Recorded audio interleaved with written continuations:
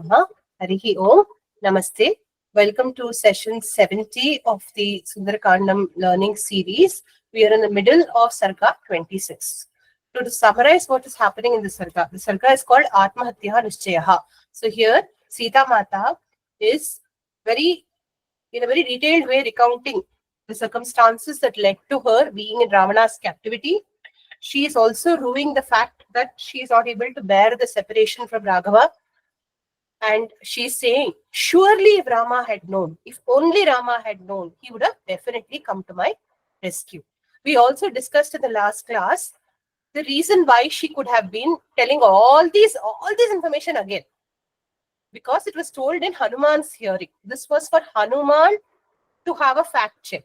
Oh yes, this is indeed Sita Mata because all the facts tally. Till now it was only a inference. This looks like Sita Mata. The clothes seem to be hers. The ornaments seem to be hers that I had found. She appears to be lean with, emaciated with hunger. She appears to be a great tapaswini. She appears to be in great sorrow. Surely she must be Sita Mata, was his inference. But this was now led to its proper conclusion with Sita Mata herself recounting the facts in an act of compassion.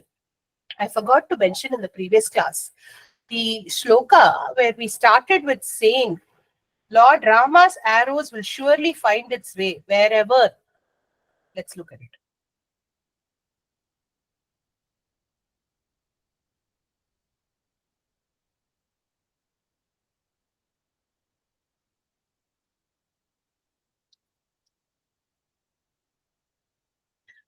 Rama's arrows would have surely found its way across the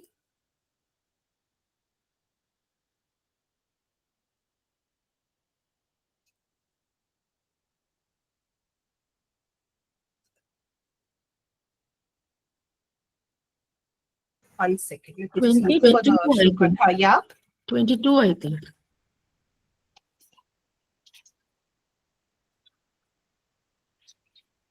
Just give me 1 second. Let me just look for it because I made a note of it after the class was over. I remembered. 1 second. Basantaji, why is your hand raised?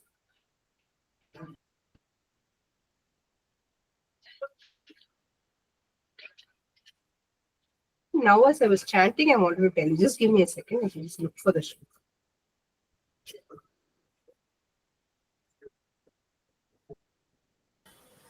It's 22. 17, I think, 22, possible. 17, I think, ma'am. Arakshasam karishyati. And he was single-handedly enough to do this. Mahodadhim shoshayati iti bhavati. I'm just looking for that particular shloka. 17, ma'am. Possible. 1 minute. I have my notes completely prepared. Here you go.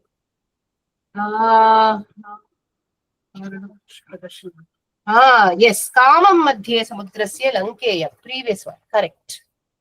Let's just look at that shloka. I wanted to explain one important thing. Kamam madhye samudrasya. This one. Kamam madhye samudrasya lankeyam dushpradharshana natura gavavananam gatirodho bhavishyati.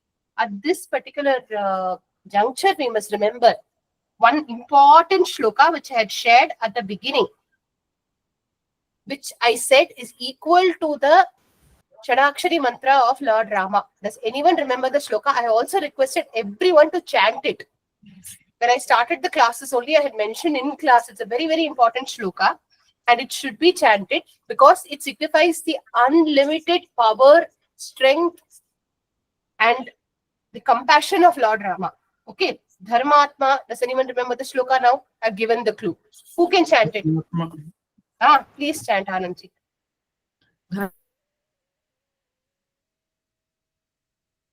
Harika ji, chant. Dharmatma Satya Sandhascha Ramo Dasharati Not audible. Paurushe cha Pratidvandvah Sharainam He audible to Jahira. everyone? Not to me. She is out. Harika ji, can you chant it again? I didn't hear you at all. धर्मात्मा audible? सत्यसन्धश्च रामो Now you're audible. Please दाशरथिर्यदि chant. धर्मात्मा सत्यसन्धश्च रामो दाशरथिर्यदि पौरुषे च प्रतिद्वन्द्वः शरैनं जहि रावणिम् Dharmatma Satya Sandhasya. That's what she's chanting. No, I'm not able to hear. Okay. So Yes, that is Shloka. Yeah, great. Dharmatma Satya Sandhasya Ramo Dasharati Yadi Paurushe Cha Pratidhandvaha Sharinam Jahiravanim. To say that if Rama was really a Dharmatma and a Satya Sandha, then if his Paurusha, if his ability, valor is truly the sort which will not brook any obstacle in its path, then with this one arrow may Indrajit be killed. This is Lakshmana's prayer, where he channelizes the divinity that is his brother and says, may he do this. This is equal to that. Kamam madhye samudrasya lankeyam dushpradharshana natu raghava bananam gatirodho bhavishyati. This is Sita Mata's channeling of Lord Rama's power. So, after chanting the 17th shloka, we may chant Dharmatma Satyasandhascha, so that we combine the prayer of both Sita Mata and Lakshmana. Okay, and derive the benefit therefrom. What is the benefit from this shloka? To have Lord Rama on our side, to have Lord Rama's valor work for our good. Okay, so this is Sita Mata's entreaty equal to that, equal to Lakshmana's entreaty. So along with this 26.17, we may also chant Dharmatma Satyasandhascha. Okay, Rukuji, your hand is raised. Whether I'll be able to hear What? you or I didn't, please I tell. missed the sloka which is to be followed. Where is that? I missed it last time, no? No, we'll take all the, I think today class participation is almost No, impossible because now my we speaker are is not allowing. along with the sloka, you want, along with this sloka, you want to chat something else. I'm not able to hear. Okay, leave it. I'll take your question at the end of the class, please. Okay, Rukuji. okay. So I'm moving forward.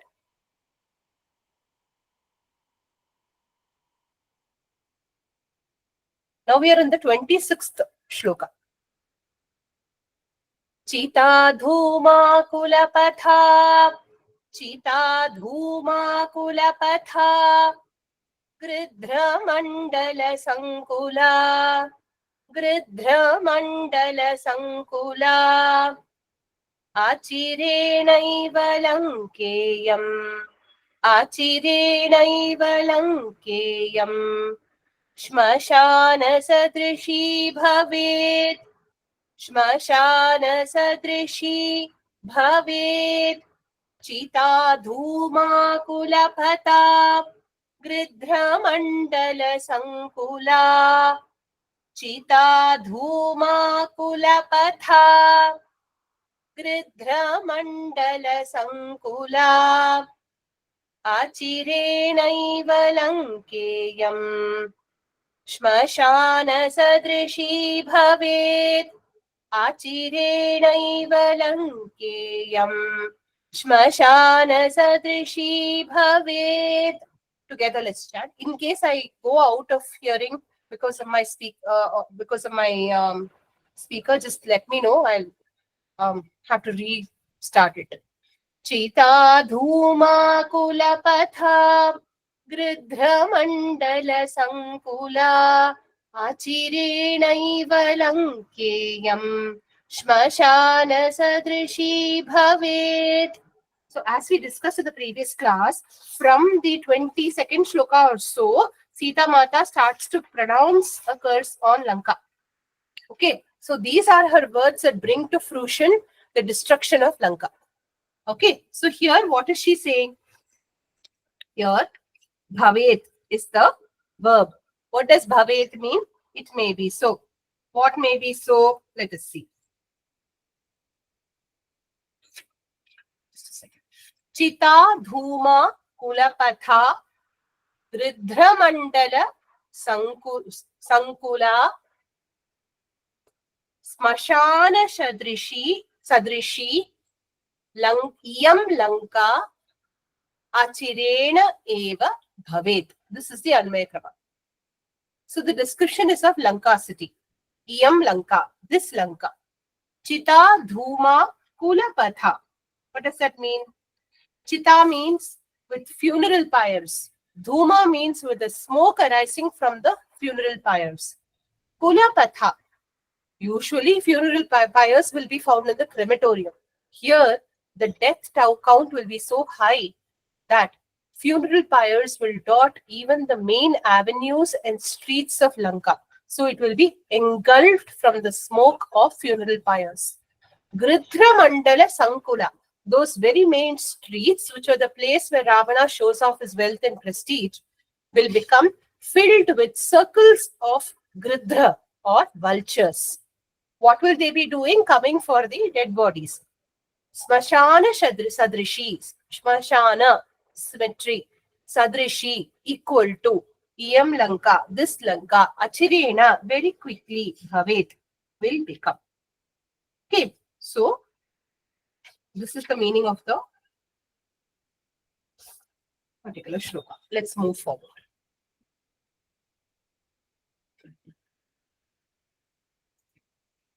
Achirenaiva kalena, achirenaiva kalena, prapsyameva manoratham, prapsyameva manoratham, dushprasthano yama khyati, dushprasthano yama khyati.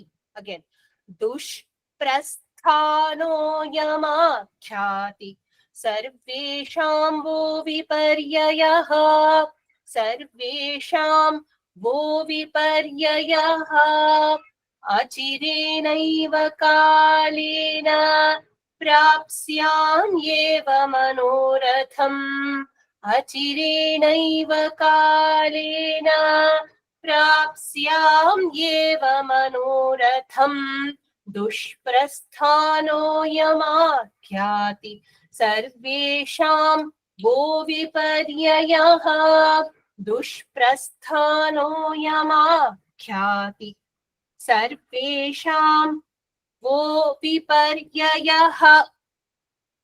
Okay, so together. Achirenaiva kalena prapsyamyeva manoratham, dushprasthano yama khyati, sarvesham vo viparyayaha. The verb of this particular shloka is akhyati, which means indicates. She is now talking about what she perceives. Achirena kalena, in a very short, achirena eva kalena, in a short period of time only. Manoratham prapsyami eva. I will, manoratham means my heart's desire, which is to get Rama. Prapsyami, I will attain. Certainly. I am this. Dushprasthanaha.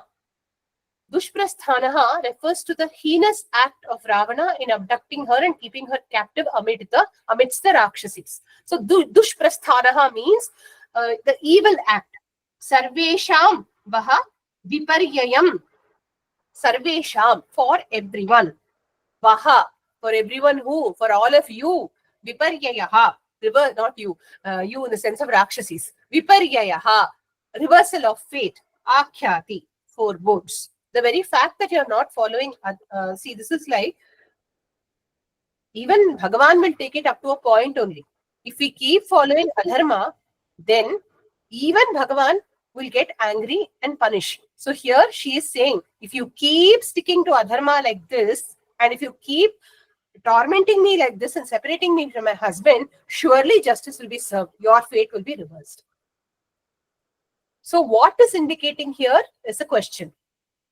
Since I'm not able to hear anybody, I will give the answer. What is indicating the reversal of fate is adharma. Okay. The moment you see adharma happening, that indicates reversal of Yadrishani hadrishyante, Yadrishani hadrishyante, Lankayam ashubhani vai, Lankayam ashubhani vai, Achirenaiva kalena, Achirenaiva kalena, भविष्यति हतप्रभा भविष्यति हतप्रभा यादृशानीह दृश्यन्ते लङ्कायाम् अशुभानि वै यादृशानीह दृश्यन्ते लङ्कायाम् अशुभानि वै अचिरेणैव कालेन भविष्यति हतप्रभा अचिरेणैव कालेन भविष्यति हतप्रभा टुगेदर यादृशानीह दृश्यन्ते लङ्कायाम् अशुभानि वै अचिरेणैव कालेन भविष्यति हतप्रभा हतप्रभा भविष्यति bhavishyati will become. What will become? Iha, here, Lankayam, Saptami Vibhakti, in Lanka. Yadrishani Ashubhani Drishyante. Whatever, Ashubha, Yadrishani means whatever. Ashubhani means bad omens. Drishyante are seen. Achirenaiva Kalena, in a short period of time only. Hataprabha, lost in splendor, having lost its splendor, Lanka Bhavishyati. Okay, so we should understand that she perceives bad omens which indicate the downfall of.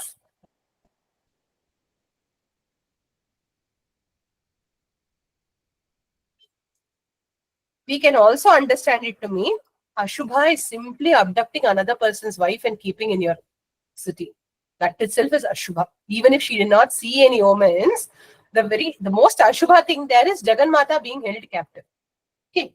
Noonam lankam hate pape, noonam lankam hate pape, ravane rakshasadhame, ravane rakshasadhame, shosham yasyati durdharsha, shosham yasyati durdharsha, pramada vidhava yatha, pramada vidhava yatha, नूनं लङ्कां हते पापे रावणे राक्षसाधमे नूनं लङ्कां हते पापे रावणे राक्षसाधमे शोषं यास्यति दुर्धर्षा प्रमदा विधवा यथा शोषं यास्यति दुर्धर्षा प्रमदा विधवा यथा नूनं लङ्कां हते पापे रावणे राक्षसाधमे शोषं यास्यति दुर्धर्षा प्रमदा विधवा यथा यास्यति will attain पापे राक्षसाधमे Rawane hate sati. We have to add this entire word, entire set of words now. Pape, Rakshasadhame, Ravane, they are all in Saptami Vibhakti. There are many kinds of Saptami Vibhakti. Okay, one which is pure locative or which tells us where is it happening in Lanka, like that. Okay, the other is Vishaya Saptami. Good in this, good in singing, good in music. Okay, like that. Here, the Gite Kushalaha, Nritye Kushalaha, like that. Here it is Hate Pape Ravane Sati. Ravane Hate Sati. Here the Saptami Vibhakti is used in sense of if or when. When Ravana is killed. Conditional, as we understand it in English. Okay. So here we add the word Sati. Pape Rakshasadhame Ravane Hate Sati. What does it mean? Sinner, Rakshasadhama, lowly Rakshasa, Ravana, hate, killed, sati. If the lowly Ravana is killed. Do you understand? That is the meaning of this segment. Then, Durdharsha Lanka, the impregnable Lanka, the unassailable Lanka. Noonam, surely. Vidhava, widow. Pramada, woman, like untimely. Pramada, young woman who becomes a widow. Yatha, like that. Shosham Yasiti, she will dry up. Okay, like how a vidhava dries up, she will dry up. Okay, essentially the happiness will dry up, the joy in life will dry up. That is the meaning. पुण्योत्सवसमुत्थाच पुण्योत्सवसमुत्थाच नष्टभर्त्री स राक्षसी नष्टभर्त्री स राक्षसी भविष्यति पुरी लङ्का भविष्यति पुरी लङ्का नष्टभर्त्री यथाङ्गना नष्टभर्त्री यथाङ्गना पुण्योत्सवसमुत्थाच नष्टभर्त्री स राक्षसी पुण्योत्सवसमुत्थाच नष्टभर्त्री स राक्षसी भविष्यति पुरी लङ्का नष्टभर्त्री यथाङ्गना भविष्यति पुरी लङ्का नष्टभर्त्री यथाङ्गना टुगेदर पुण्योत्सवसमुत्थाच नष्टभर्त्री स राक्षसी भविष्यति पुरी Lanka नष्टभर्त्री यथाङ्गना. The word Nashtabhartri comes twice. Okay. The first is used to the sense of Bharta means husband. Nashtabhartri. Second one refers to one who has lost her husband, Vidha. First one, Nashtabharta. Who's the Bharta of a kingdom? Let me chance my speaker. Somebody unmute and tell. I'm more eager to see if my speaker is working. Is it Ravana? I can hear you, king. Very good. Ravana, king. Okay, so king it is. So Nashtabhartri Punyotsava Samutha Lankapuri. Nashtabhartri means with the loss of her king. Okay. Punyotsava Samutha, which means it's one which is used to seeing only auspicious utsavas and celebrations. So essentially it is a very rich city of Ravana, right? So all auspicious celebrations happen there. But here, having lost her king, Lankapuri, Sarakshasi Nashtabhartri, along with the Rakshasis who have lost their individual husbands. Okay, Sarakshasi Nashtabhartri, Angana Yatha, like a woman, Yatha Bhavishyati, like a widow, Bhavishyati. Okay. I hope the meaning is clear.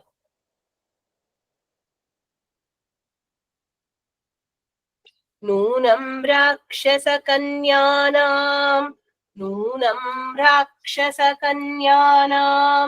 Rudantīnām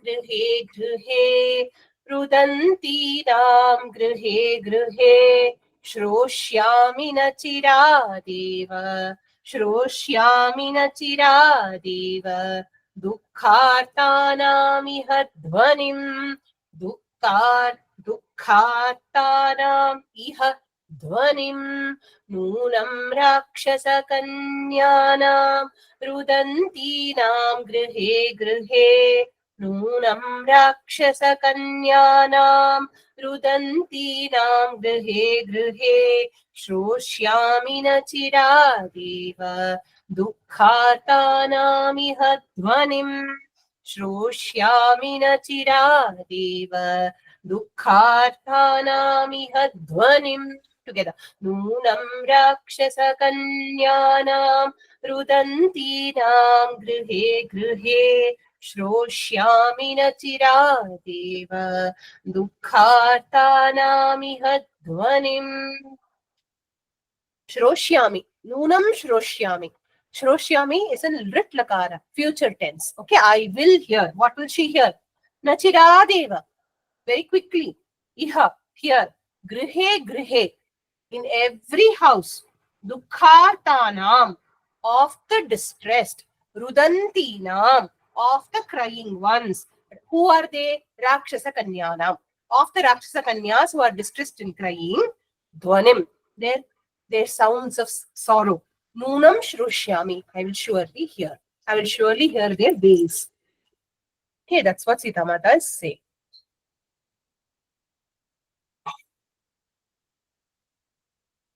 Sandhakaraha tadyota Hatarakshasa Pungava भविष्यति पुरी लङ्का भविष्यति पुरी लङ्का निर्दग्धा रामसायकैः निर्दग्धा रामसायकैः सान्धकाराः तद्योता हतराक्षसपुङ्गवा सान्धकाराः तद्योता हतराक्षसपुङ्गवा भविष्यति पुरी लङ्का निर्दग्धा रामसायकैः भविष्यति पुरी लङ्का निर्दग्धा रामसायकैः सान्धकाराः तद्योता हतराक्षसपुङ्गवा भविष्यति पुरी Lanka निर्दग्धा रामसायकैः Bhavishyati will become Lankapuri, this Lanka city. Ramasayakaihi nirdagdha. Ramasayaka. You know what Sayaka means? Sayaka means arrow. With the arrows of Rama. Okay, nirdagdha. One, she who has been burnt up fully. Sa andhakara, filled with darkness. Hatadyota, having lost her splendor. Dyota. Dyota means that which is bright, brilliant, illuminated. Hata means that which has lost illumination. Hata Dyota.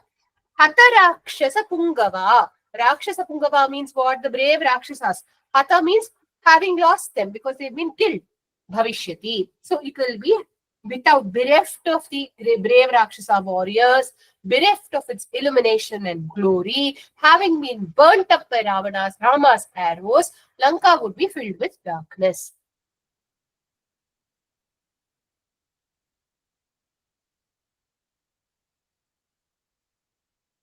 Yadi nama sashuro mam, yadi nama sashuro mam, Ramo raktantalochanaha, Ramo raktantalochanaha, Janiyat vartamanam hi, Janiyat vartamanam hi, Ravanasya niveshane, Ravanasya niveshane yadi nama sashuro mam Ramo raktantalochanaha yadi nama sashuro mam Ramo raktantalochanaha janiyat vartamanam hi Ravanasya niveshane janiyat Vartamanam hi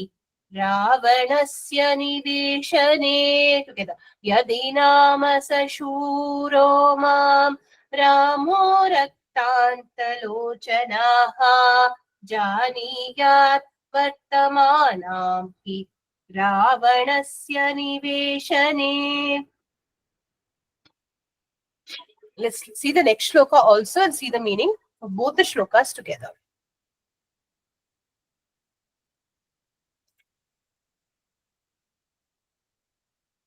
Anena tu drisham sena, anena tu drisham sena, Ravanena dhamena me, Ravanena dhamena me, Samayo yastu nirdishtaha. If you're breaking it up there, nirdishtaha, otherwise nirdishtastasya. Samayo yastu nirdishtaha. Tasya kalo yamagataha, tasya kalo yamagataha, anena tundrisham sena, Ravanena dhamena me, anena tundrisham sena, Ravanena dhamena me, samayo yastu nirdishtastasya kalo yamagataha. Samayo yastu nirdishtastasya kalo yamagataha together.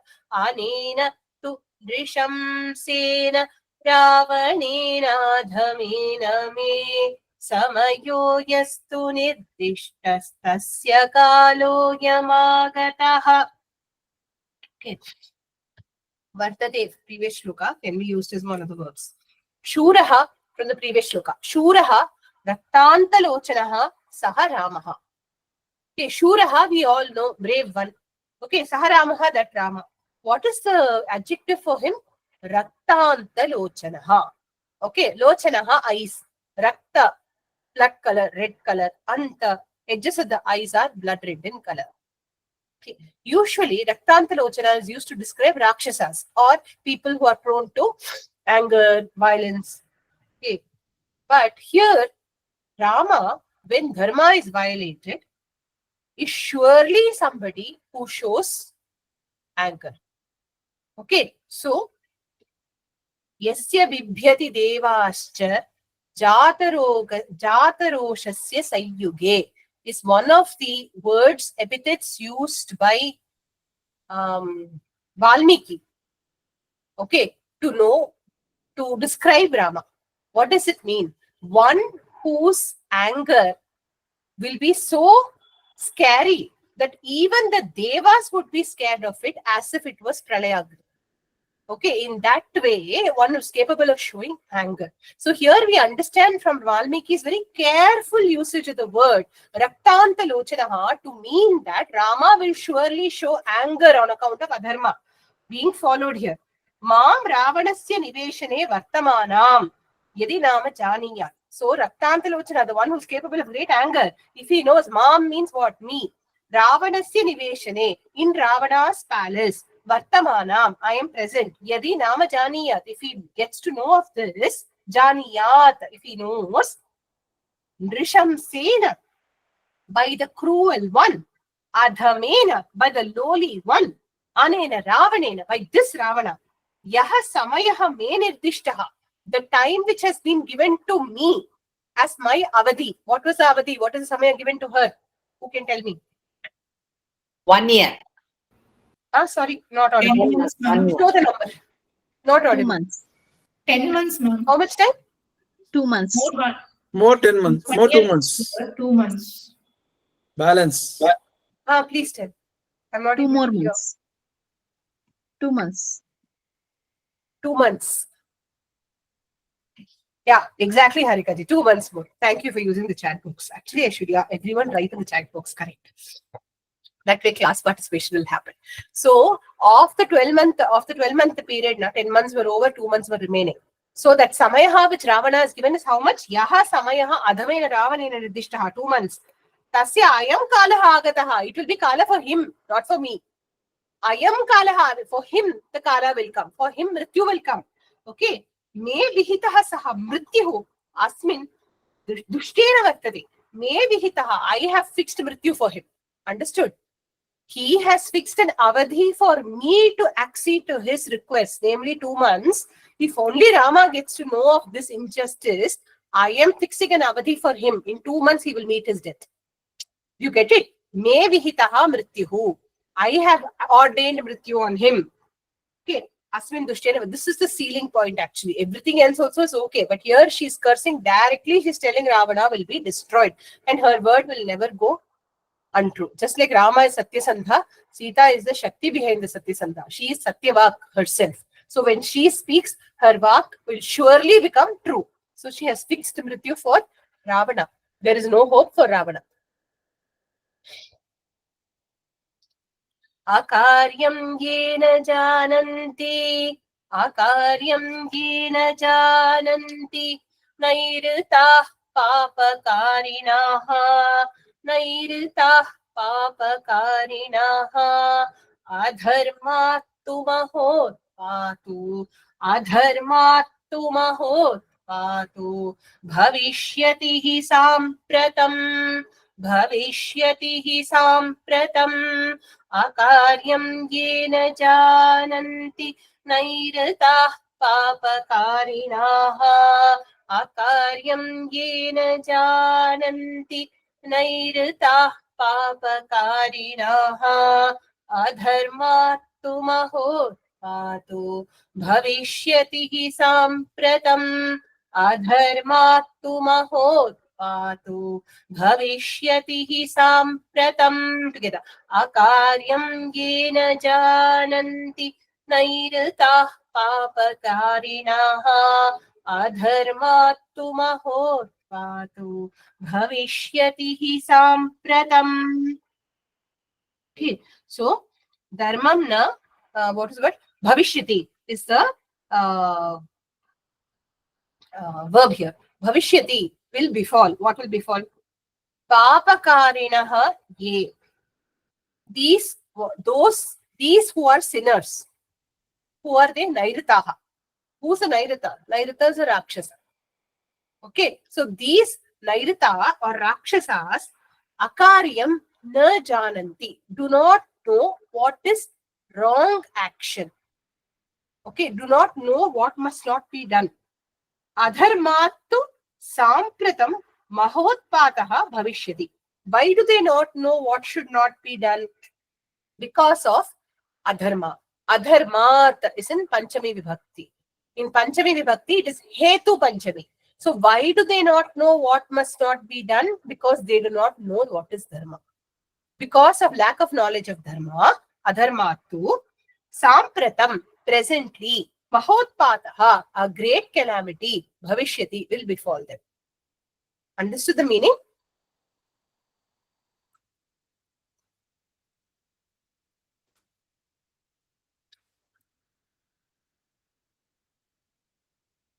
Naite dharmam vijananti rakshasah pishitashanaha.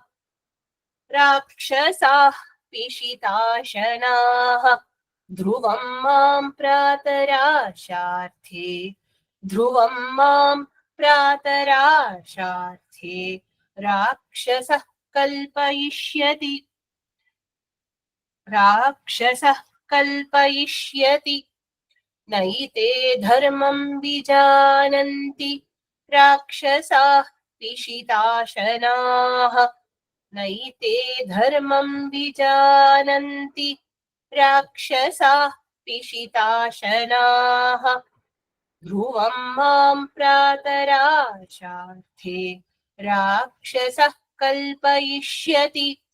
Dhruvam mam pratarasharthe. Rakshasah kalpayishyati. Together. Naite dharmam vijananti rakshasah pishitashanaha. Dhruvam mam pratarasharthe. Rakshasah kalpayishyati. Two verbs, vijananti, kalpayishyati. Vijananti, they do not know. What do they not know? Pishitashanaha ete. Pishitashana refers to those who eat. Ashana means one who eats. Pishita means what? Flesh. So flesh-eating Rakshasas. These flesh-eating Rakshasas, ete, these, na dharmam vijananti. They do not know dharma. Okay. Dhruvam mam. Certainly me. Rakshasaha. These Rakshasas. Pratarasharthe. For the purpose of breakfast. Kalpayishyati. They will make me into.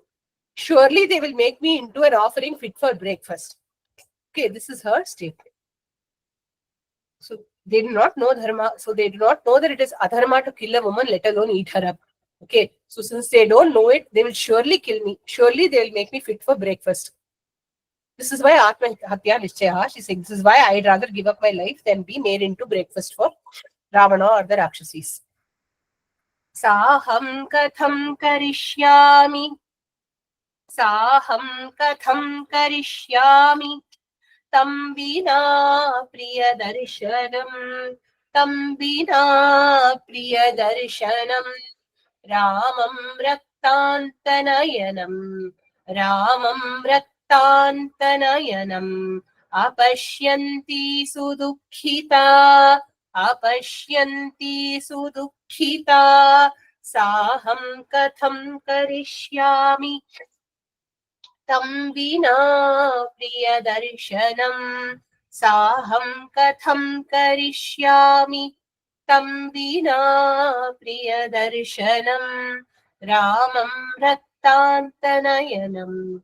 Apashyanti sudukhita. Ramam Raktantanayanam Apashyanti Sudukhita Saham Katham Karishyami Tam Vina Priyadarshanam Ramam Raktantanayanam Apashyanti Sudukhita. So now she's talking about herself. Sa aham. She, I. This is an interesting usage which we find only in Sahitya, only in old literature. Sa aham. She, I. Basically, that sa refers to I. Okay. Priyadarshanam tam vina. Without the one with a pleasing countenance. Rama. Katham karishyami. What will I do? Raktantanayanam Ramam apashyanti. Raktantanayanam, one who will show anger on my behalf, that Rama. Apashyanti, one without seeing that Rama. Sudukhita, very, very sad. We have to add the verb here. I forgot to mention, no? We have to add the verb here. Sudukhita asmi. I am very sad. Because I'm not able to see Rama. If only he knew of my predicament, I will not be in such dire straits.